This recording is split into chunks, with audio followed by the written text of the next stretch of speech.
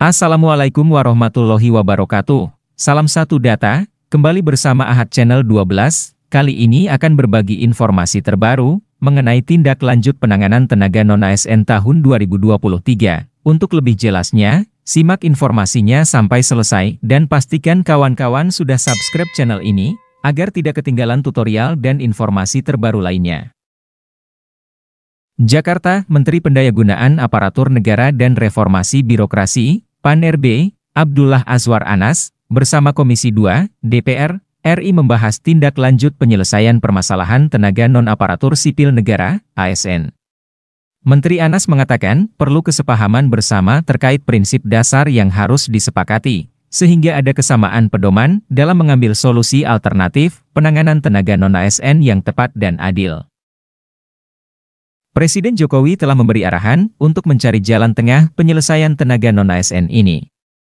Tadi kami rapat dengan DPR, terima kasih atas masukan dan saran dari pimpinan dan anggota Komisi 2 DPR RI, yang insya Allah akan semakin mempertajam skema kebijakan penyelesaian tenaga non-ASN yang kini sedang digodok, ujar Anas seusai rapat kerja dengan Komisi 2 DPR RI di Jakarta.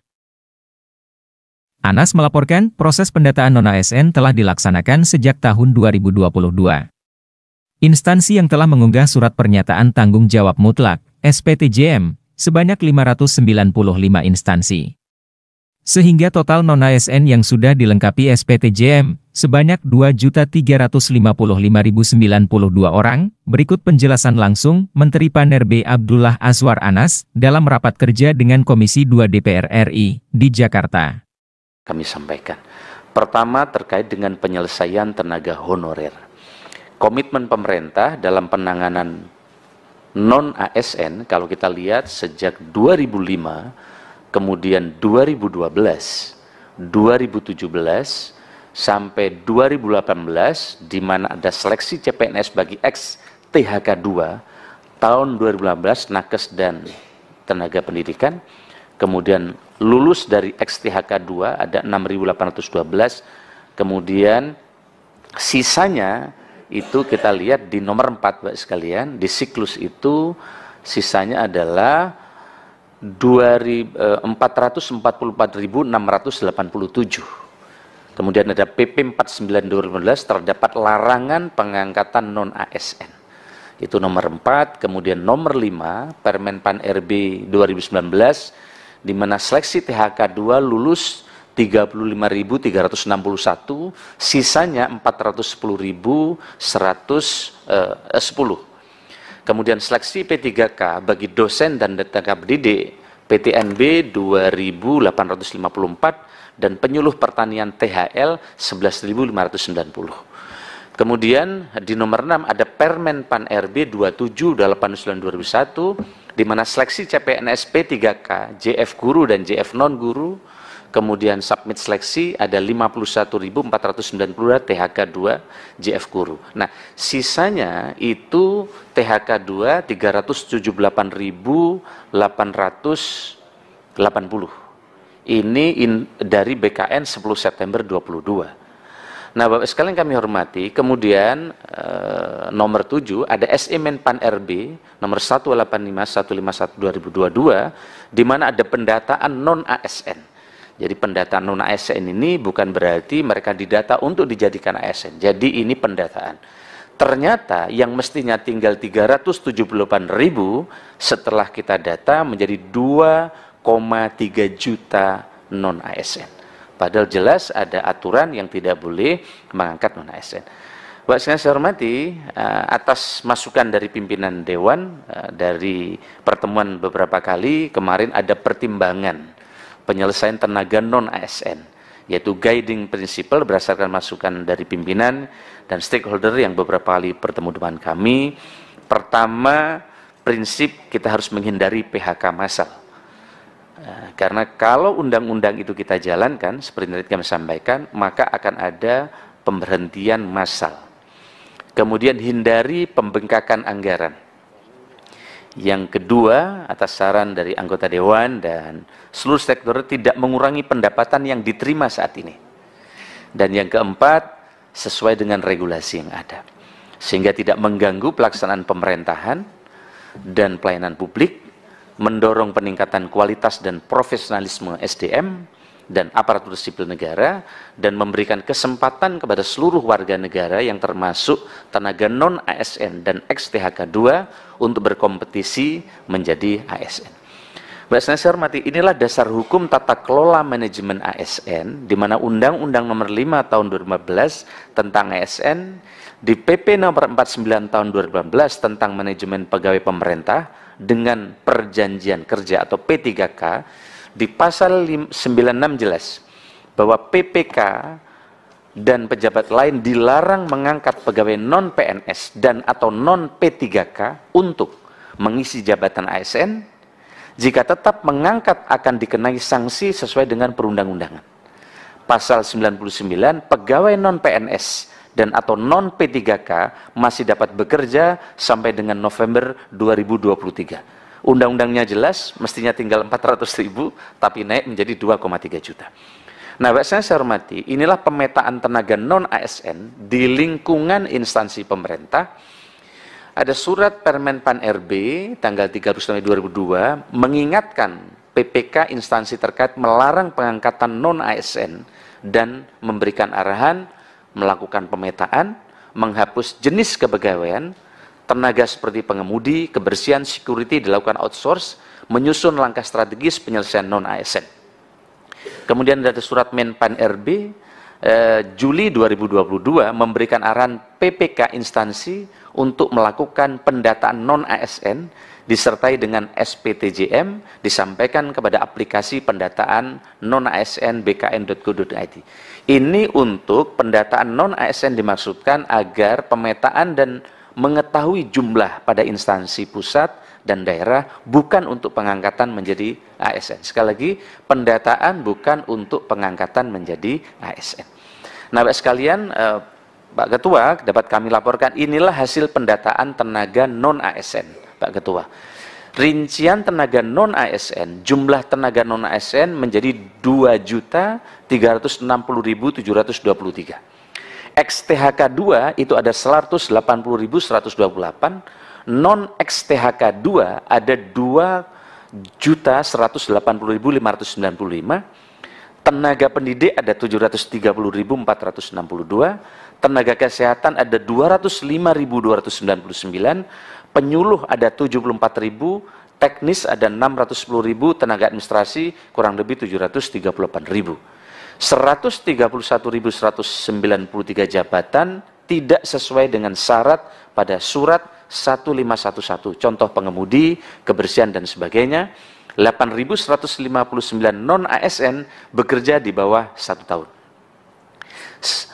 Yang berikutnya adalah upload SPTJM sesuai dengan surat BKN 2023 tanggal 14, aplikasi dibuka kembali untuk 120 instansi atas arahan kita yang belum menggunakan SPTJM atau surat pernyataan tanggung jawab mutlak yang diberikan sampai 31 Maret 2023. Instansi yang telah mengunggah atau upload 599 instansi dengan rincian instansi pusat 66, instansi daerah 529, sehingga total tenaga non-ASN yang sudah dilengkapi SPTJM sebanyak 2.355.092 orang. Dan sampai dengan saat ini terdapat 5 instansi yang SPTJM-nya masih dalam proses. Ibu dan Pak saya hormati, Pak Ketua, koordinasi pendataan tenaga non-ASN. Ini BKN berkoordinasi terus untuk melengkapi SPTJM, kemudian BPKP kami minta untuk melakukan audit data, di mana surat Menpan RB kepada Kepala BPKP melalui surat nomor B411/2023, 27 Februari untuk melakukan audit data yang disampaikan kepada aplikasi pendataan non-ASN. Pak Ketua dan saudara sekalian yang kami hormati, pembentukan tim percepatan penyelesaian terus kami dorong. Sehingga dengan demikian kami mendapatkan masukan dan mereka telah resmi juga kami masukkan menjadi tim. Selain dari Kementerian Pan RB, dari BKN, Asosiasi Pemerintah Provinsi, Asosiasi Pemerintah Kabupaten, dan APKASI, kami terus duduk untuk mencari solusi yang terbaik. Nah, langkah tindak lanjutnya adalah, 1, perlu kesepahaman bersama terkait dengan penyelesaian tenaga non-ASN ex-THK 2, khususnya prinsip dasar yang harus disepakati sehingga memiliki pedoman dalam mengambil solusi alternatif yang tepat dan adil. Yang kedua, perlu kesepakatan terkait dengan langkah kebijakan yang harus disusun dalam menyelesaikan tenaga non-ASN ex-THK 2 secara alternatif rencana guna mengantisipasi berakhirnya status tenaga non-ASN atau ex-tenaga honorer pada 28 November 2023. Tiga, perlu dukungan semua pihak agar iklim birokrasi tetap baik dengan membangun opini bahwa pemerintah dan DPR memiliki komitmen yang sama dalam penyelesaian tenaga non-ASN atau ex-THK 2 secara adil, kompetitif, dan memberikan kesempatan yang sama kepada seluruh warga negara. Dan atensi tidak lanjut RUU perubahan Undang-Undang ASN ini juga sedang diproses, dan harapan kami Pak Ketua ini perlu mendapatkan atensi yang cukup karena kita akan memberikan langkah-langkah dan upaya penyelesaian dalam jangka panjang. Dan harapan kami ke depan ini kalau ini bisa segera kita proses bersama, akan banyak hal yang akan bisa membuat birokrasi jauh lebih efisien dan langkah-langkahnya akan jauh lebih lincah. Isu aktual lainnya adalah terkait dengan penerapan reformasi birokrasi tematik, menerjemahkan arahan Bapak Presiden, sehingga dengan demikian RB kita ke depan tidak lagi menjadi tumpukan kertas untuk meningkatkan nilainya, tapi kalau penanganan kemiskinannya terukur, peningkatan investasinya mereka meningkat terukur, dan juga terkait dengan belanja produk dalam negeri dan inflasi penanganannya bagus, maka RB-nya mereka akan naik. Inilah penyederhanaan reformasi birokrasi, fokus dampak kinerja, bukan lagi di administrasi. Jadi kalau kemarin orang untuk mendapatkan nilai RB, ya itu fokus pada aspek hulu, tata kelola internal birokrasi cenderung administratif, ke depan fokusnya pada aspek hilir, di mana menyelesaikan problem kerakyatan dengan tetap mengedepankan tata kelola internal yang baik. Kalau kemarin harus menjawab 259 komponen pertanyaan untuk mendapatkan nilai RB dan mengunggah ribuan dokumen, nah sekarang kita menghitung 26 dampak indikator. Jadi yang berdampak terkait dengan kemiskinan, investasi, digitalisasi, belanja produk dalam negeri, pengendalian inflasi, dan sebagainya.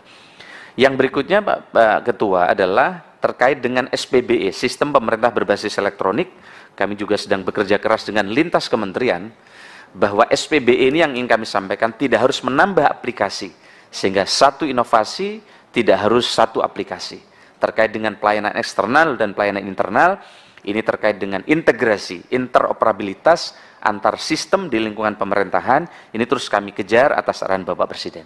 Urgensinya ke depan, ini untuk memudahkan mengakses layanan publik, karena sekarang lebih dari 27.000 aplikasi, sehingga rakyat akan rumit karena harus membuat akun banyak untuk mengakses pelayanan publik.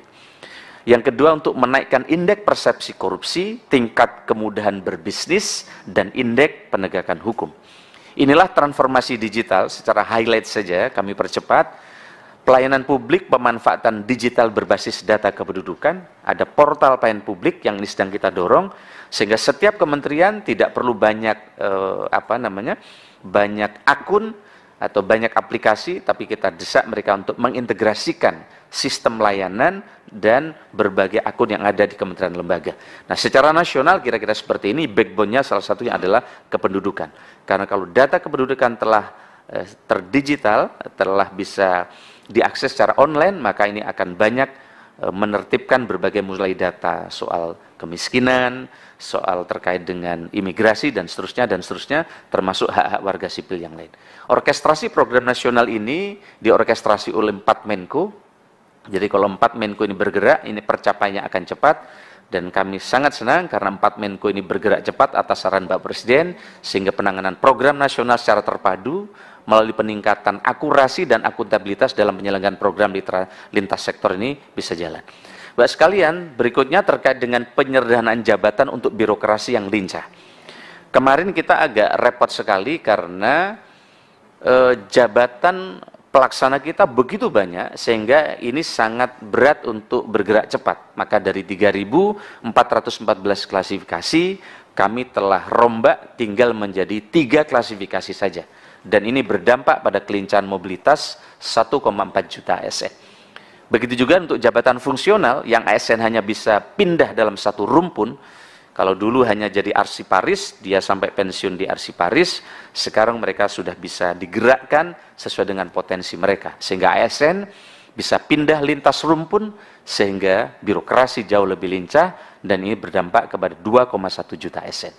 Berikutnya, ASN kalau dulu disibukkan pengisian angka kredit dan pengajuan DUPA atau daftar usulan penetapan angka kredit, sekarang tidak ada lagi pengisian DUPA yang cenderung administratif, sehingga ASN bisa total mengajar dan capaian organisasinya kami harap ke depan jauh lebih tinggi. Terkait dengan penyerahan regulasi, Pak Ketua, kami juga ingin laporkan, kami sedang bekerja keras dengan lintas kementerian yang dikoordinir oleh teman-teman di Deputi SDMA. Saat ini ada lebih dari 1.000 regulasi yang over-regulated, tetapi belum bisa mendorong ASN menjadi profesional dan berkelas dunia. Maka nomor pilihan pertama, revisi Undang-Undang 5 tentang aparatur sipil negara yang sedang diperkarasai oleh teman-teman DPR. Yang kedua adalah perumusan PP manajemen pegawai ASN yang ini akan mencabut seluruhnya dari 307 peraturan, mencabut sebagian dari 16 peraturan, dan ini prakarsa Kemenpan RB yang sekarang sedang dibahas, termasuk nanti akan mencabut 11 PP, 295 Kepres, Perpres, dan 1 Kepres. Nah, sekalian yang berikutnya adalah 4 ekosistem pelayanan terintegrasi yang ini terus menjadi fokus kami, yaitu mall pelayanan publik yang direct service, pelayanan langsung orang datang ke mall pelayanan publik. Yang berikutnya ada electronic service yang sekarang sudah dikembangkan, yaitu MPP digital. Beberapa daerah telah cukup progresif untuk menuju ke tempat ini. Yang berikutnya adalah self-service, pelayanan mandiri.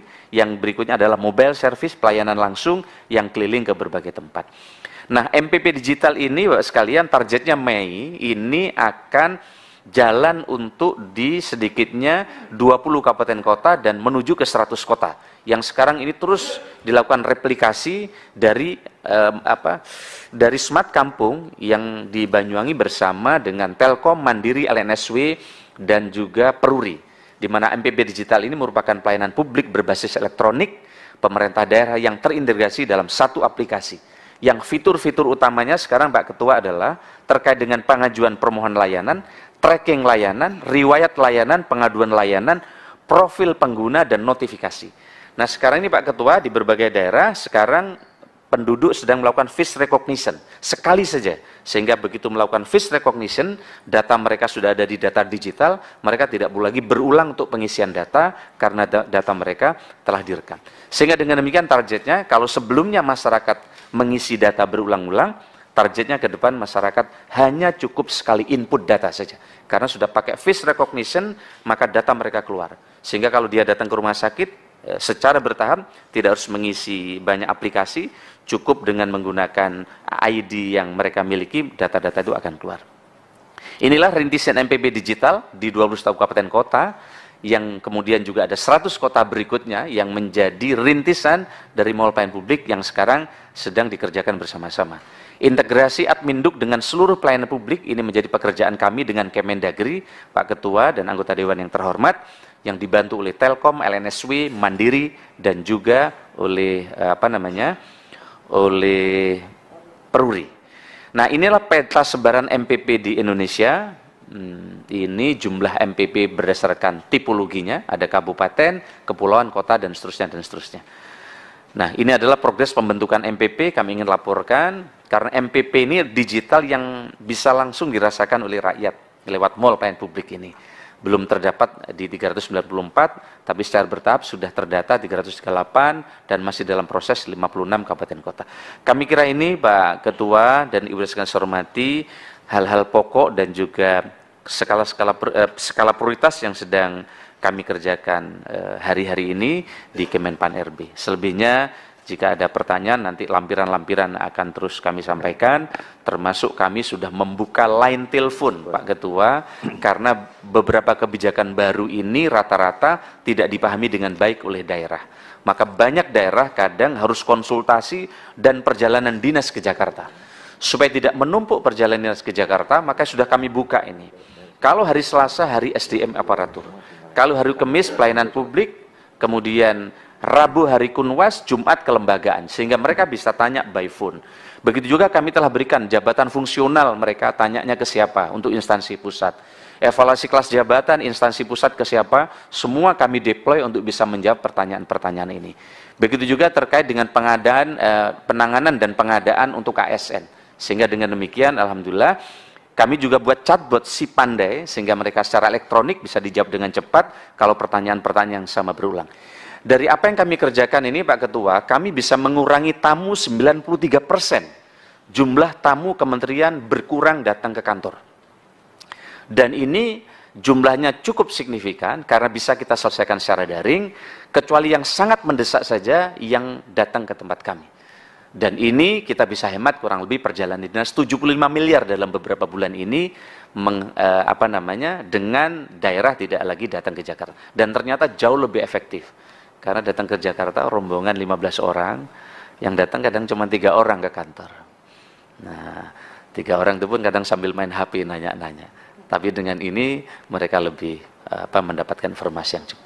Kami kira terima kasih. Selamat pagi. Assalamualaikum warahmatullahi wabarakatuh.